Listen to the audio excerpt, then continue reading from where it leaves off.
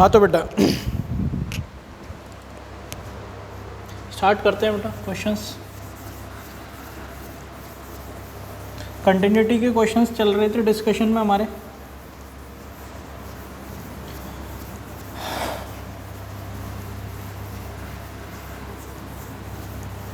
जो previously questions कराए हैं, जो भी डिस्कस कराए हैं क्वेश्चंस, बेटा एक बार कोशिश करना कि आप अपने से उन क्वेश्चंस को करो, क्योंकि ज़्यादातर केसेस में जब क्वेश्चन टीचर कराता है तो हमको इस तरीके से लगता है हाँ हमको समझ में आ गया,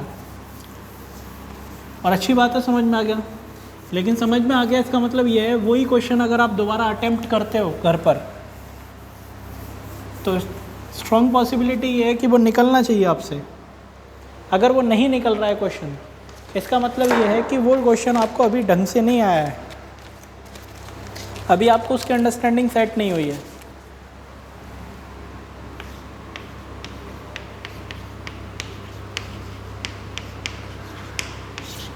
तो कंटिन्यूटी पर ही कुछ और क्वेश्चंस का कलेक्शन है।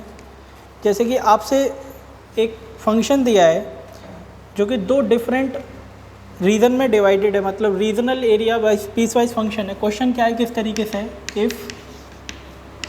If f x equals to log base e x divided by x minus one when x not equals to 1, when the value of x equals to 1, इसकी वैल्यू k आती है। मतलब ये फंक्शन इस तरीके से काम करता है, जब x की वैल्यू 1 होती है तो ये कांस्टेंट नंबर k आता है, नॉट इक्वल्स टू 1 ब्रांच यानी 1 से स्लाइटली आगे और 1 से स्लाइटली पीछे के लिए फंक्शन काम करता है log base e x divided by x minus one की तरह। Is continuous at x equals to 1, ये आपसे क्या कहा गया, is continuous at x equals to 1, then the value of k। Simple सा क्वेश्चन है बेटा, आपसे क्या कहा गया, if this given function F x is continuous at x equals to 1, then what would be the value of k, what would be the value of k के बारे में जानकारी देनी है। अब एक बात समझने की कोशिश करो सिंपल सी, कि नंबर लाइन पर अगर बात करें तो एक पॉइंट आएगा 1, और अगर ये फंक्शन कंटिन्यूस है तो 1 से गुजरते समय आपको पेन उठाने की ज़रूरत नहीं है, यानी कि left hand limit exactly equal आएगी राइट हैंड लिमिट के। और इतना ही नहीं, लेफ्ट हैंड लिमिट और राइट हैंड लिमिट आपस में इक्वल आने के साथ साथ लिमिट एग्जिस्ट करेगी और डिफाइंड होगी, और फाइनाइट जो वैल्यू आएगी वो फंक्शन के उस पॉइंट पर वैल्यू के बराबर होगी।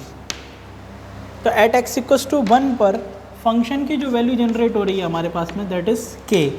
तो बस इतना सा काम करना है कि इस फंक्शन पर जब लिमिट सेट करोगे आप तो separately left hand limit right hand limit ना लगाकर लिमिट एक्सटेंडिंग टू 1 कर दें। तो limit x tending to 1, the function that has been given to us is log base e x divided by x minus 1।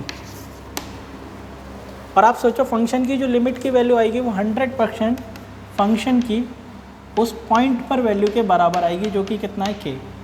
तो ultimately केवल और केवल limit solve करना है हमको, ये क्वेश्चन है। तो limit x tending to 1 log e x divided by x minus 1, ये फंक्शन k के इक्वल आएगा फंक्शन के उस पॉइंट पर वैल्यू के, क्योंकि फंक्शन दे रखा है कंटिन्यूस है।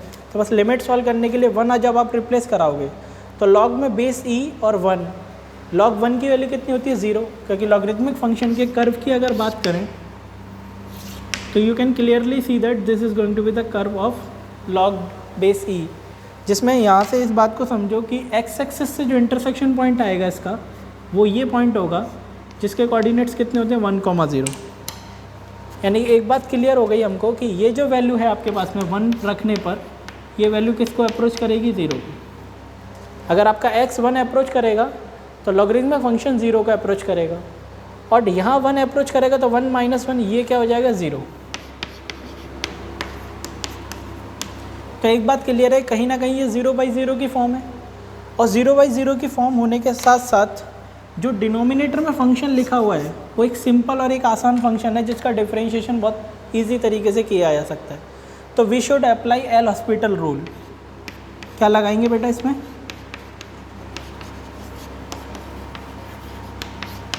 We should apply L Hospital rule. तो न्यूमरेटर और डिनोमिनेटर का separate differentiation with respect to x कर दो, क्योंकि 0/0 की फॉर्म है। तो लिमिट एक्सटेंडिंग टू 1, डिफरेंशिएशन इसका कितना हो जाएगा 1/x divided by x minus 1, इसका डिफरेंशिएशन 1 आ गया इक्वल्स टू k। और तुम पाओगे for a single time differentiation numerator और डिनोमिनेटर का अलग अलग सेपरेट करने पर कुछ इस तरीके की सिचुएशन बनेगी। लॉगरिथमिक फंक्शन ई बेस के लिए 1/x और x माइनस 1 का x का differentiation 1 and a differentiation of -1 जो कि कांस्टेंट टर्म है 0, तो 1 रह जाएगा। इनडिटरमिनेंट फॉर्म रिमूव हो गई। वंस द इनडिटरमिनेंट फॉर्म रिमूव्ड तो डायरेक्टली आप वैल्यू रिप्लेस करा सकते हो। तो जब आप 1 रिप्लेस कराओगे यहाँ पर तो 1/1 डिवाइडेड बाई 1, तो k की वैल्यू कितनी आ गई यहाँ 1। अल्टीमेटली ये इस क्वेश्चन का आंसर आने वाला है। और ये जो कर्व आपको बनाया है ये y equals to log base e x का कर्व है। और बेटा e की जो वैल्यू है वो 2 पॉइंट समथिंग मतलब ग्रेटर देन 1 होती है, तो इसलिए ये कर्व इस तरीके से बनेगा जहाँ बेस की वैल्यू 1 से ज़्यादा हो जाती है। ठीक है, ये सब चीज़ें आप लोगों को मैंने पहले भी बताई थी। डिक्रीजिंग लॉगरिथमिक फंक्शन कब बनता है कर्व, जब बेस की वैल्यू 0 से 1 के बीच में वेरिएट करती है। तो एक बार देखो पहले तसल्ली से, बताओ यहाँ तक की बात समझ में आ गई। The answer would be 1। ठीक है, और कंटिन्यूस फंक्शन दे रखा है एट x इक्वल्स टू 1 पर। तो ये सिंपल सा क्वेश्चन था। नेक्स्ट क्वेश्चन पर चर्चा करते हैं।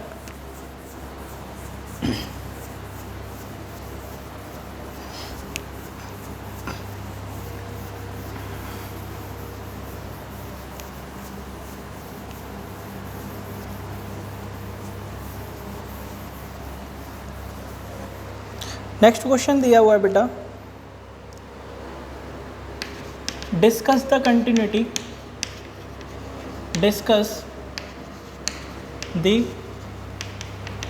Continuity of f x. और फंक्शन कुछ इस तरीके से f x equals to function कुछ इस तरीके से 1 माइनस एक्स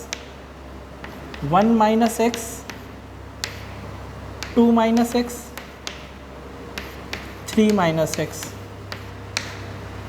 रीजन वाइज अगर बात की जाए लेस देन 1 के लिए ऐसे काम कर रहा है, x की वैल्यू 1 से 2 तक के लिए ऐसे, और 2 से ग्रेटर देन के लिए इस तरीके से। ब्रांचेस वाइज इस तरीके से डिवीज़न है इसका। तो रीज़न आप तोड़ सकते हो सावधानी से, आसानी से। ठीक है, तो आपको पता है 1 से स्लाइटली पीछे की वैल्यूज़ के लिए 1 माइनस एक्स की तरह बिहेव कर रहा है। 1 से लेके 2 तक इंक्लूडेड के लिए ये फंक्शन इस तरीके से बिहेव कर रहा है, और 2 से स्लाइटली आगे के लिए 3 माइनस एक्स की तरह। तो आप ये समझो जॉइंट कहाँ कहाँ लग रहा है, यानी फंक्शन जहाँ अपने नेचर को चेंज कर रहा है। तो एक जॉइंट तो आपका 1 पर लगता हुआ नज़र आ रहा है हमको साफ साफ, यानी कि जॉइंट लगेगा, जहाँ जॉइंट लग रहा है वहीं तो पॉसिबिलिटी है ब्रेक डाउन होने की। अल्टीमेटली तो अगर बात की जाए 1 से स्लाइटली पीछे तो ये स्ट्रेट लाइन है, और स्ट्रेट लाइन तो बेटा throughout the domain continuous ही होगी, वहाँ डिसकंटिन्यूटी का कोई सवाल ही नहीं है। जहाँ अपने नेचर को चेंज कर रहा है, जैसे लीनियर से क्वाड्रेटिक, क्वाड्रेटिक से लीनियर बन रहा है ये रीजन टूटने पर, तो जहाँ जॉइंट लग रहा है वहीं पॉसिबिलिटी है डिसकंटिन्यूस होने की। तो कंटिन्यूटी डिस्कस करनी है ना, तो ये चेक कर लो कि डिसकंटिन्यूस कहाँ होने की संभावना है। तो एक जॉइंट तो आपका 1 पर लग रहा है और दूसरा जॉइंट 2 पर लग रहा है। तो अब हमारा केवल एक ही काम है इसमें। काम क्या है? बहुत सिंपल सा काम है, केवल और केवल ये चेक कर लो कि फंक्शन की 1 पर कंटिन्यूटी और 2 पर कंटिन्यूटी है या नहीं। अगर 1 और 2 पर फंक्शन कंटिन्यूस है तो थ्रू आउट द डोमेन, यानी कि -∞ से लेकर +∞ तक फंक्शन कंटिन्यूस ही होगा। केवल यही 2 पॉसिबिलिटी हैं, यहाँ माइट भी ये डिसकंटिन्यूस हो जाए। तो तुम सोचो 1 पर अगर चेक करनी है इसकी कंटिन्यूटी, तो 1 पर कंटिन्यूटी चेक करने का क्या तरीका है कि limit x tending to 1 f of x equal आना चाहिए f ऑफ 1 के। तो 1 आप किस ब्रांच में रख सकते हो? इक्वल का साइन तो यहाँ रिप्लेस किया जा सकता है।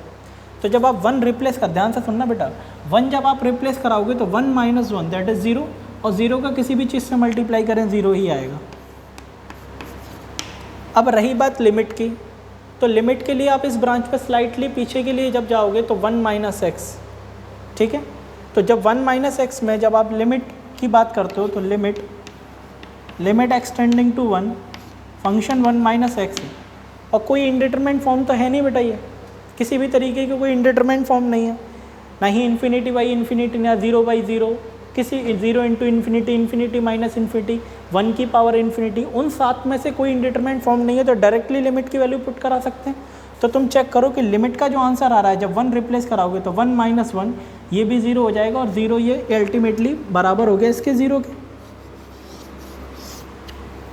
हो गया कि नहीं हो गया? तो आप क्या कहोगे कि अगर ये स्टेटमेंट फॉलो हो रहा है, ये स्टेटमेंट फॉलो हो गया कि लिमिट की वैल्यू फंक्शन की उस पॉइंट पर वैल्यू के बराबर आ रही है, तो देन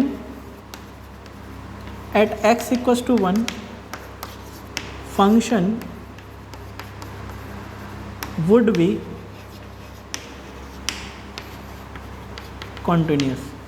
तो ये बात तो क्लियर हो गई कि एट x इक्वल्स टू 1 पर फंक्शन 100% कंटिन्यूस नेचर शो करेगा। ठीक है, अब दूसरा पॉइंट जहाँ जॉइंट लग रहा है, यहाँ पर जहाँ पॉसिबिलिटी है डिसकंटिन्यूस होने की, वो और चेक कर लेते हैं। तो दूसरा पॉइंट है लिमिट एक्सटेंडिंग टू 2, जिसके लिए आप स्लाइटली ग्रेटर देन रीजन में आओगे यहाँ पर, तो 3 माइनस एक्स को थोड़ी देर के लिए कंसिडरेशन ले लो, और फंक्शन की उस पॉइंट 2 जो रख सकते हो आप इसमें रख सकते हो। तो 2 इसमें रखोगे तो ध्यान से समझना, फंक्शन की वैल्यू 2 पर, तो 2 तो आप सेकंड ब्रांच में रख सकते हो, तो सोचो 2 माइनस 2 दैट इज 0, 0 का मल्टीप्लाई किसी से करेंगे, ये वैल्यू 0 आ रही है। जबकि लिमिट कोई इंडिटरमिनेंट फॉर्म ना होने की वजह से डायरेक्टली 2 रिप्लेस करा दें, तो 3 माइनस 2 लिमिट का जो आंसर आ रहा है सॉल्व होके 1 आ रहा है, और 1 0 के बराबर नहीं होता है। यानी कि यहाँ पर एक बात क्लियर हो गई कि फंक्शन की जो राइट हैंड लिमिट है वो इक्वल नहीं आ रही फंक्शन की उस पॉइंट पर वैल्यू के, और फंक्शन की लेफ्ट हैंड लिमिट के बराबर भी नहीं है, क्योंकि लेफ्ट हैंड लिमिट तो आपकी उस पॉइंट के फंक्शन की वैल्यू के बराबर होगी। लेफ्ट हैंड लिमिट तो बराबर होगी ना उस पॉइंट पर्टिकुलर पॉइंट पर फंक्शन के, तो ये दोनों तो आपस में बराबर है, लेकिन राइट हैंड लिमिट के बराबर नहीं है। तो यहाँ से एक बात क्लियर होगी, then at x equals to 0, at x equals to 2 function would be discontinuous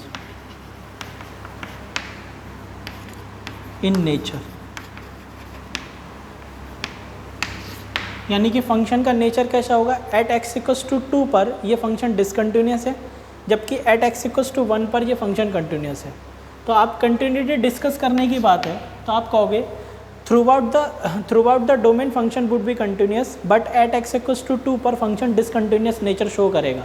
और किस तरीके की डिसकंटिन्यूटी है बेटा, ध्यान से समझना, जब फंक्शन की लिमिट्स आपस में बराबर नहीं है तो it must be clear out कि it is going to be jump discontinuity. जब ब्रांचेस में गैप आता है, एक ब्रांच ऊपर रह गई, एक ब्रांच नीचे रह गई।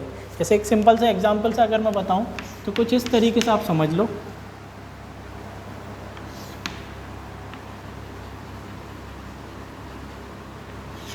ये मान लो,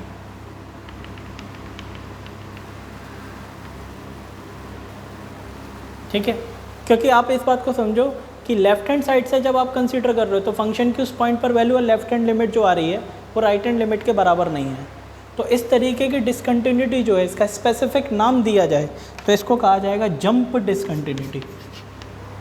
अगर बाय द वे पूछ लिया जाए कभी कि बताओ कि फंक्शन कहाँ डिसकंटिन्यूस होगा, तो आप कहोगे throughout the domain this function F x is continuous, but at x equals to 2 this function is discontinuous and having a discontinuity like jump discontinuity, जहाँ ब्रांचेस टूट जाती है, एक ब्रांच ऊपर और एक ब्रांच नीचे रह जाएगी, बाकी सब जगह पर कंटिन्यूस है। यानी कि यहाँ पर जो जॉइंट लग रहा है वो जॉइंट इस तरीके से है कि कहीं भी फंक्शन को 1 से गुजरते समय आपको पेन उठाने की ज़रूरत नहीं है, लेकिन 2 से गुजरते समय आपको 100% पेन उठाना पड़ेगा अगर आपको ये फंक्शन बनाना है, इसका ग्राफ कार्टेशियन प्लेन पर ड्रॉ करना है। ठीक है, तो देख लो, बताओ बात समझ में आई यहाँ तक कि नहीं आई।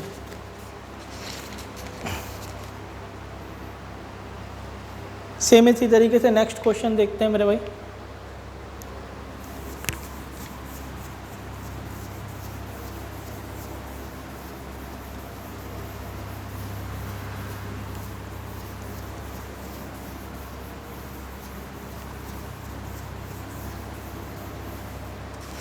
देखो कुछ इस तरीके की सिचुएशन है, आपसे कहा जा रहा है the value of P and Q so that the function, मैं लिख देता हूँ the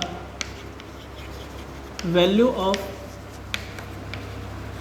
P and Q, P और क्यू वैल्यू के बारे में बताना है। So the function is F X, function कुछ इस तरीके से दिया है बेटा, 1 प्लस मॉडलस साइन एक्स की पावर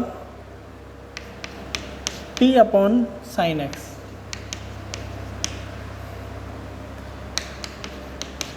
-π/6 से लेके x की वैल्यू 0 तक, और x की वैल्यू 0 के करस्पॉन्डिंग फंक्शन 0 हो गया, और e to the power sine 2x upon sine 3x।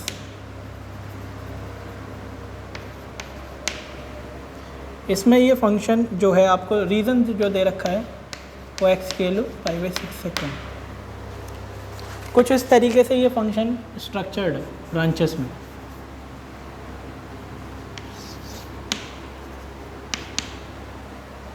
Function के नेचर को समझने की कोशिश करो बेटा, तभी आप इसमें कुछ स्थिति कर पाएंगे हम इस चीज़। ध्यान से देखना, जब आप इसमें जॉइंट की अगर बात की जाए तो जॉइंट 0 पर ही लग रहा है, 0 से स्लाइटली पीछे फंक्शन अलग तरीके से बिहेव कर रहा है, 0 से स्लाइटली आगे फंक्शन अलग तरीके से बिहेव कर रहा है, और फंक्शन की 0 पर वैल्यू अलग है। यानी कि लेफ्ट हैंड लिमिट जब आप कंसीडर करोगे तो ये फंक्शन डिस्कस होगा, राइट हैंड लिमिट के लिए फंक्शन डिस्कस होगा, और फंक्शन की उस पॉइंट पर वैल्यू 0। और पी और क्यू आपको बता रहा है, और आपसे कहा गया है कि एट एक्स इक्वल्स टू 0 पर फंक्शन कंटिन्यूस है। Find out the value of P and Q if at x equals to 0 fx is continuous। ये बात और दी हुई है कि the function fx is continuous at x equals to 0, then what would be the value of p and q। p और q के बारे में जानकारी देनी है।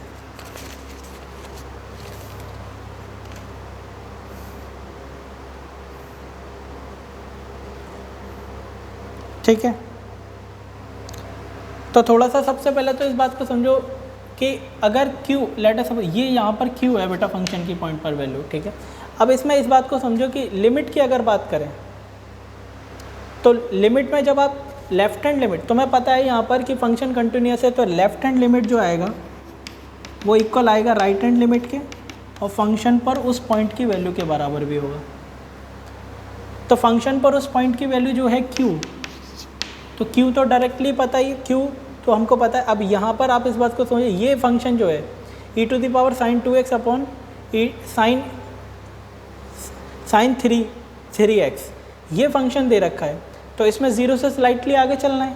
अब 0 से स्लाइटली आगे के लिए इस फंक्शन को कंसिडरेशन करोगे, तो 0 से स्लाइटली आगे मतलब राइट हैंड लिमिट, तो राइट हैंड लिमिट को अगर कंसिडरेशन लें तो लिमिट मैं डायरेक्टली लिख रहा हूँ, limit x tending to 0 e to the power sine 2x upon sine 3x equals to q, मतलब जो भी वैल्यू आएगी वो q के बराबर होगी, इसमें कोई दिक्कत नहीं है। अब यहाँ से जब हम इस चीज़ को रख रहे हैं तो साइन 0 अपॉन 0 की सिचुएशन बन रही है।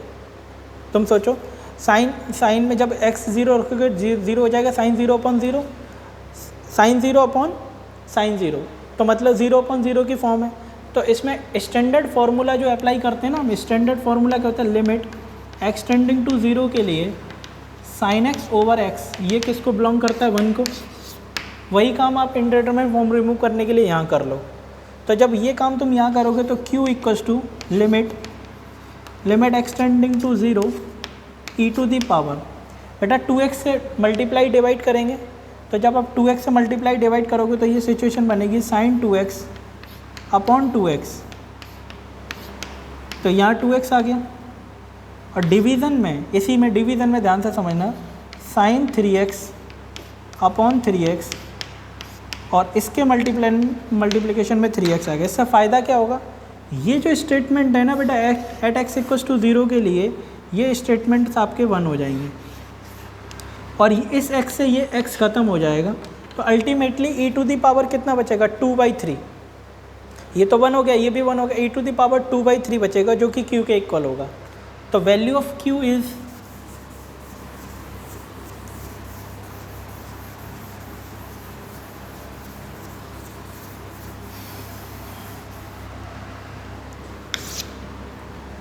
Value of q is e⁻²/3। Further most solve नहीं किया, यहीं तक ये बात समझ लो, ये इस तरीके से आ जाएगा। यहाँ तक तो बात समझ में आ गई, तो मैं e⁻² आ गया।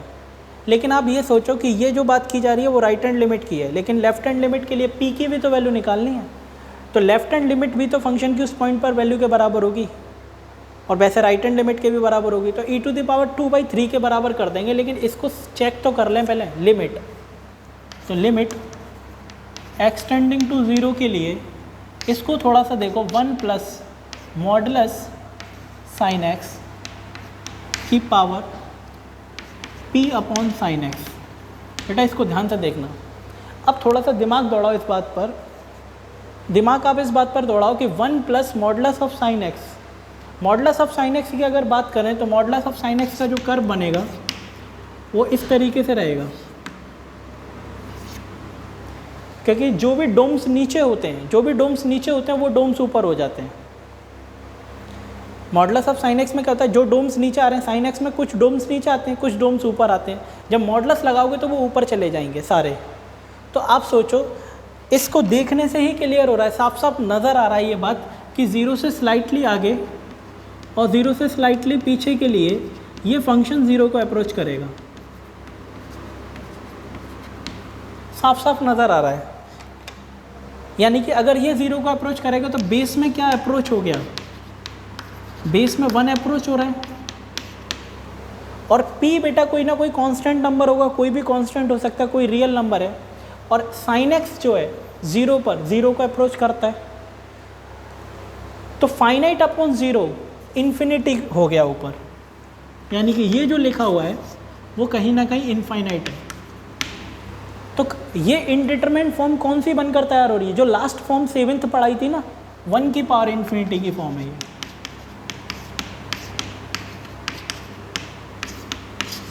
और ध्यान से सुनो, तुम लोगों को मैंने डायरेक्ट आंसर बताया था कि इस 1 की पावर इन्फिनिटी की जो फॉर्म आती है उसको L मान लेते थे, और L के लिए डायरेक्ट एक कंक्लूजन फॉर्मूला था, और वो L तुम मान लो फंक्शन की वैल्यू Q के बराबर होगा। क्यों? क्योंकि जो लेफ्ट हैंड लिमिट है वो फंक्शन की उस पॉइंट पर वैल्यू के बराबर आने वाली है। तो सीधे सीधे इस पूरे ही फंक्शन की जो लिमिट का आंसर आएगा उसको Q या e⁻² लिख कर डायरेक्टली जो फॉर्मूला होता है, तो फॉर्मूला क्या हो गया, e⁻² और डायरेक्ट फॉर्मूला क्या होता है, e⁻ limit x tending to 0। Base में जो फंक्शन है उसमें से 1 सब्ट्रैक्ट होता है, तो करो 1 सब्ट्रैक्ट, बेस में जो फंक्शन है उसमें से 1 सब्ट्रैक्ट करोगे तो ये आ जाएगा 1 plus modulus sine x minus 1। और जो पावर में जो फंक्शन होता है, जो भी फंक्शन है g(x), उसको प्रोडक्ट करते हैं।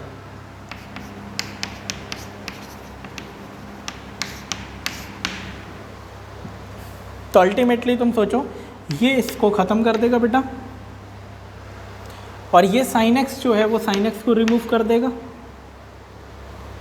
तो अल्टीमेटली इनडिटरमिनेट फॉर्म रिमूव हो गई। तो ये बचा e⁻² equals to e⁻p limit apply करने के बाद, क्योंकि ये जो साइन एक्स है वो इसको ख़त्म कर दिया सीधे सीधे, और बेस में से 1 सब्ट्रैक्ट करके जी फंक्शन जो पावर में फंक्शन, इंडेक्स पावर में जो फंक्शन है उसको डायरेक्ट मल्टीप्लाई कर दिया। ये डायरेक्ट फॉर्मूला होता था e⁻ limit x tending to 0 function f(x) जो बेस फंक्शन है -1 इंटू g(x) जो कि इंडेक्स फंक्शन है, वही लगाया है। अब जब आप ये देखोगे तो साफ साफ क्लियर हो रहा है कि p की वैल्यू की बात की जाए तो e⁻² लिखा है और e⁻p, because the base are same और इक्वल का साइन है, तो हम we can compare the power.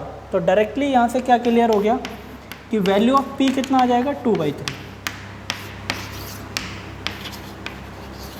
तो वैल्यू ऑफ q तो आ गया e⁻² और वैल्यू ऑफ p आएगा 2/3, ठीक है। और this is our final answer. और यही आपसे क्वेश्चन में पूछा भी गया था। आपसे क्या पूछा जा रहा था कि p और q की वैल्यू के बारे में जानकारी दे दो। तो तो ये जानकारी रहेगी पी और क्यू की वैल्यू के बारे में, और ये पूरा एक्सप्लेनेशन है। और 1 की पावर इन्फिनिटी को सॉल्व करने के लिए जो प्रोसीजर है डायरेक्टली अप्लाई कर दिया है मैंने। तो देख लो एक बार, बताओ तुम्हें यहाँ तक की कहानी समझ में आ गई कि नहीं आई? Is there any confusion? अच्छे से समझ लो बेटा सारी बातें।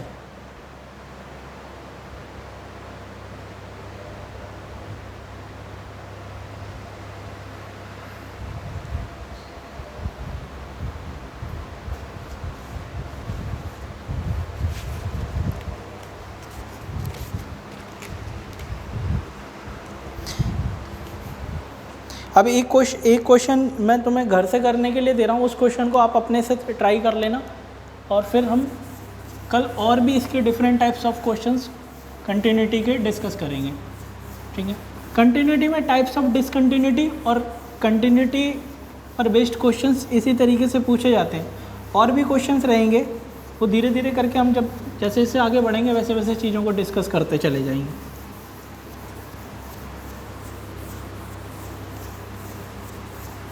आपके जो डाउट्स वगैरह हों, आपको कुछ पूछना हो, कोई चीज़ डिस्कस करनी हो, तो आप मेरे को व्हाट्सएप पर सेंड कर सकते हो, ठीक है। तो वो लाइव लर्निंग जो हमारा ये रिकॉर्डेड वीडियो लेक्चर्स होगा नेक्स्ट, उसमें मैं आपको वो सॉल्यूशन भेज दूंगा। ये क्वेश्चन देखो बेटा, क्वेश्चन किस तरीके से दिया है। क्वेश्चन आपसे कह रहा है if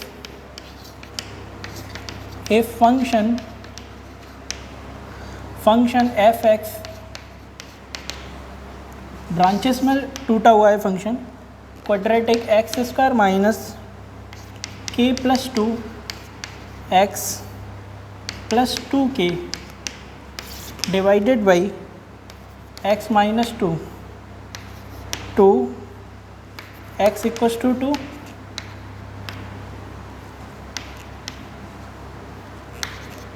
x not equals to 2, ठीक है। is continuous at x equals to 2 is continuous at x equals to 2। मैं लिख देता हूँ पूरे बोर्ड पे क्योंकि क्वेश्चन तुम ही सॉल्व करना फिर। Then the value of k के बारे में आपसे जानकारी मांग रहा है। तो फर्स्ट ऑप्शन जो आपको इसमें दिया है that is -1/2, second option that has been given to us is -1, and third option is 0 and the last one option is 1/2, ठीक है। ये क्वेश्चन बेटा है आपके पास में, और इस क्वेश्चन को आपको सॉल्व करना है। फंक्शन जो है, फंक्शन कहीं ना कहीं दो ब्रांचेस में डिवाइड है। तो फंक्शन की अगर आपसे ये कह दिया कि एट एक्स इक्वल्स टू 2 पर फंक्शन कंटिन्यूस है, तो इसका मतलब क्या है कि यहाँ तो कहीं 2 होगा बेटा, तो 2 से स्लाइटली पीछे और स्लाइटली आगे जो लेफ्ट हैंड लिमिट है इससे पीछे, और ये राइट हैंड लिमिट है। Left hand limit right hand limit बराबर आएगी, और लिमिट की उस लेफ्ट हैंड लिमिट और राइट हैंड लिमिट बराबर होगी, बट ऑब्वियस। और फंक्शन के उस पॉइंट पर वैल्यू किसके बराबर दे रखी है? 2। तो बस केवल इतना सा काम करना है कि ये जो फंक्शन दिया है ना आपको, इस पर लिमिट सेट कर दो 2, और इसकी लिमिट का जो भी आंसर आए, क्योंकि left hand limit right hand limit के बराबर आएगी क्योंकि फंक्शन कंटिन्यूस है एट एक्स इक्वल्स टू 2 पर, और उसको डायरेक्टली 2 के बराबर कर देंगे। और ये जो आंसर सॉल्व होकर आएगा वो k के टर्म्स में आएगा, कुछ ना कुछ क्वाड्रेटिक अपॉन लीनियर है। और इसको जब रखोगे, एल हॉस्पिटल लगाओ तो एल हॉस्पिटल लगा लेना, आपकी मर्जी है जैसे करना चाहो। और k की जो भी वैल्यू है उसको कंपेयर करा देंगे 2 से, क्योंकि फंक्शन की लिमिट पर value, limit x tending to 2, function की जो वैल्यू है वो फंक्शन की वैल्यू 2 के इक्वल आएगी, फाइनाइट और डिफाइंड करेगी जो कि 2 है ना। तो वहाँ से k की वैल्यू जनरेट, उस स्टेटमेंट से k जनरेट हो जाएगा। और ये स्टेटमेंट लिखा क्यों जा रहा है? क्योंकि हमको क्वेश्चन में दिया है कि फंक्शन कंटिन्यूस है। तो ये क्वेश्चन आप लोग एक बार अपने से ट्राई कर लेना, जो भी इसका ऑप्शन है वो टिक लगा देना, ठीक है। कल इसमें और भी डिफरेंट टाइप्स के क्वेश्चन हम लोग डिस्कस करेंगे जो कॉम्पिटेटिव एग्जाम्स में प्रीवियस ईयर में आए हुए हैं, उनका कलेक्शन आपको कल मिल जाएगा, ठीक है। और भी कंटिन्यूटी के अगर कुछ क्वेश्चन है, या कंटिन्यूटी डिफरेंशियबिलिटी से रिलेटेड कोई आर्टिकल है, कंटिन्यूटी से रिलेटेड कोई आर्टिकल है, तो उन आर्टिकल्स को भी धीरे धीरे करके डिस्कस करेंगे हम, ठीक है। Bye bye to all of you guys, आज के लिए इतना ही रखते हैं मेरे भाई। बाकी आप लोगों से मैंने जैसे बोला है उसी चीज़ को थोड़ा सा फोकस करो। अगर कोई स्टूडेंट है जो फुल लेंथ वीडियोस देख रहा है कम्प्लीटली और चीज़ों को समझ रहा है, तो मेरा आपसे हम्बल रिक्वेस्ट है कि बेटा ज़्यादा से ज़्यादा लोगों से शेयर करो, सब्सक्राइब करो चैनल को और किसी भी तरीके से प्रमोशन करो इसका, ठीक है। Bye bye to all of you guys, take care yourself, ठीक है। और सबसे मेन चीज़ है कि क्वेश्चंस वगैरह का जो कलेक्शन है, जो क्वेश्चंस हैं उनको, ठीक, जो भी क्वेश्चंस मैं डिस्कस करा रहा हूँ इन क्वेश्चंस को अपने से ज़रूर करें एक बार। आप ये मान के चलो कि टीचर के हाथ से करा हुआ क्वेश्चन या टीचर के हाथ से सॉल्व किया गया क्वेश्चन की अंडरस्टैंडिंग और अपने हाथ से जब आप खुद करने बैठते हो और आंसर तक पहुंचने की जो जर्नी है वो अलग ही मतलब मैटर होता है वहाँ पर। तो इसलिए मेरा आपसे हम्बल रिक्वेस्ट है कि जो क्वेश्चंस मैं आपको सॉल्व करा रहा हूँ इनको बेटा घर पर अपने से भी करो, मतलब अपने से भी इसमें ताकत लगाओ। और अगर किसी तरीके की कोई दिक्कत आती है तो you can personally contact with me, आपके पास व्हाट्सअप नंबर है मेरा, आप कॉल भी कर सकते हो, तो there is no problem in it, ठीक है। Then bye bye to all of you guys, bye.